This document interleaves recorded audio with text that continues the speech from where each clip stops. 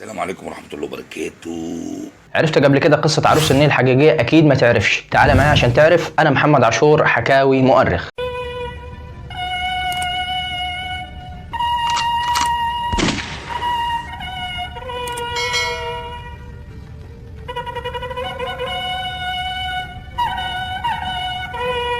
نخش في الموضوع على طول، نخش في الموضوع. بص يا صديقي، قصة عروس النيل اللي كل الناس تعرفها واللي اتعمل عليها أكتر من فيلم سينمائي قبل كده، أحب أقول لك إن كل الكلام ده هاكس وما حصلش، والحقيقة إن كل القصة دي متفبركة. طيب يا ترى مين اللي فبرك القصة دي؟ وإيه مصلحته إنه يعمل كده؟ القصة دي كلها بقى بطلها مؤرخ عربي اسمه ابن عبد الحكم، والمؤرخ العربي ابن عبد الحكم ده هو اللي ألف قصة عروس النيل من أولها لآخرها. طب إزاي؟ ازاي يا جدع؟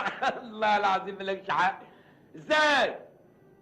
ابن عبد الحكم بيقول ان سيدنا عمرو بن العاص رضي الله عنه لما فتح مصر كانت الميه في نهر النيل قليله خالص، فسال سيدنا عمرو المصريين عن سبب نقص الميه في نهر النيل، فقالوا اصل احنا عندنا في شهر اسمه شهر بونا، وفي نص الشهر ده لازم نجيب حته بنت حلوه كده ملهاش حل وتكون عذراء، ونزينها ونلبسها احلى لبس ونحط لها ميك اب اللي هو ابو 3000 جنيه ده يعني. وبعد ما نخليها بقى على سنجة 10 نظبطوها كده ونروح شوحينها في الميه لغايه ما تفطس فقال له سيدنا عمرو ايه رايك؟ احنا جهزنا البت وادينا لاهلها التعويض والفديه، ايه رايك ما نلقحوها في البحر ونخلص؟ رد عليهم سيدنا عمرو بن العاص وقال لا يكون ذلك في الاسلام. قال لهم اصبروا شويه. فعلا صبروا لمده 3 شهور، لموا نفسهم برقبه المعلم وراحوا كده كلهم على بعض لسيدنا عمرو بن العاص.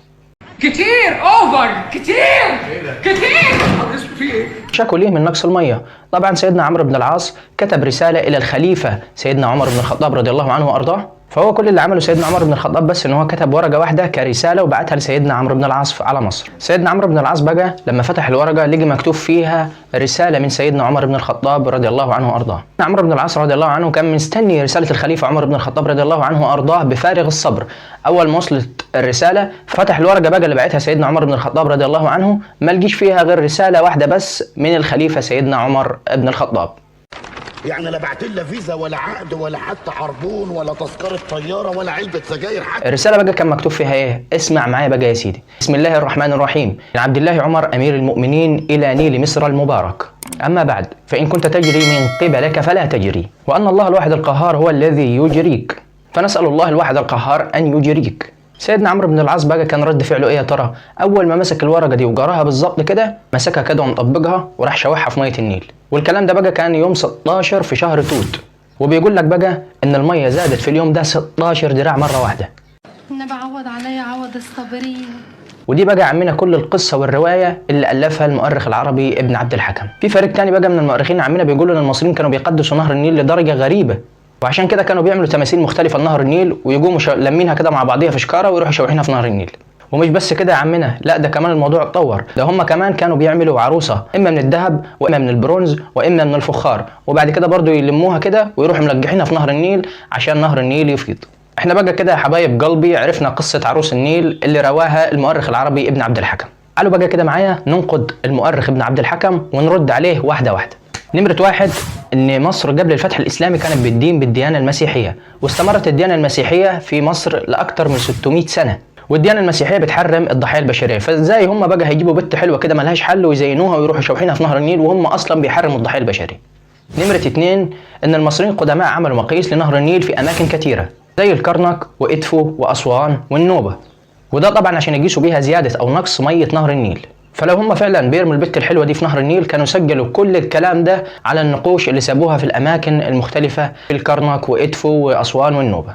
نمرة 3 بقى ان شعراء وكتاب تاريخ مصر القديمه ما كتبوش ولا حتى سطر واحد عن موضوع قصه عروس النيل ده.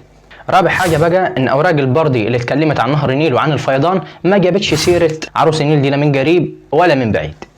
بعيدا بقى عن روايات ابن عبد الحكم، تعال معايا هنا عشان تعرف المصريين القدماء كانوا بيحتفلوا ازاي فيضان نهر النيل. وعشان ربنا ما يرضاش بالظلم واحنا بننعبش كده في الاثار لقينا 3 لوحات.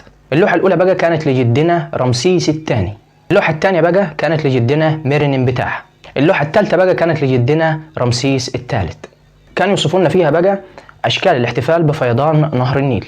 اول حاجه بقى يا سيدي كانوا يجيبوها في الاحتفال عجل معنجر كده لونه ابيض، كانوا يجيبوا برضو هبابه وزه صغيره قد كده، وزه بيضه حلوه، وزه بيضه حلوه، وزه بيضه حلوه، وزه بيضه حلوه، وزه بيضه حلوه، يحطوها مع العجل ولونها ابيض برضو، ويقوموا ذابحينهم بقى هما الاثنين. الله اكبر وبعد كده بقى يجيب ورقة بردي على قد ما جسم، ويكتبوا فيها كمان كام دعوة لنهر النيل عشان يفيض، لأن الكهنة كانوا فاهمين الناس إن الكتابة الموجودة على ورقة البرد دي فيها قوة سحرية هي اللي بتخلي نهر النيل يفيض. وهو ده بقى يا عمنا اللي كان بيحصل بالظبط في احتفال فيضان نهر النيل. الله اكبر عليك! ايه الحلاوه دي؟ ايه الحلاوه دي؟ انت اللي ايه؟ اللهم صل على حضرة النبي. انت جبت المعلومات دي منين؟ ولا كان فيه عروس نهر النيل ولا كان فيه الهجص ده كله. وبس كده انت عرفت قصة عروس النيل الحقيقية. ولو انت عايز تعرف اكتر عن قصة عروس النيل دي تقدر تقرا كتاب موسوعة الحضارة المصرية القديمة للدكتور سمير أديب صفحة 161. كمان برضو تقدر تقرا كتاب النيل في الأدب الشعبي للدكتورة نعمات أحمد فؤاد من صفحة 151 لصفحة 154. وبرضو تقدر تقرا كتاب حضارة مصر القديمة منذ أقدم العصور حتى نهاية عصور الأسرات للدكتور رمضان عبدو علي من صفحة 101 لصفحة 105. وبس كده، سلام.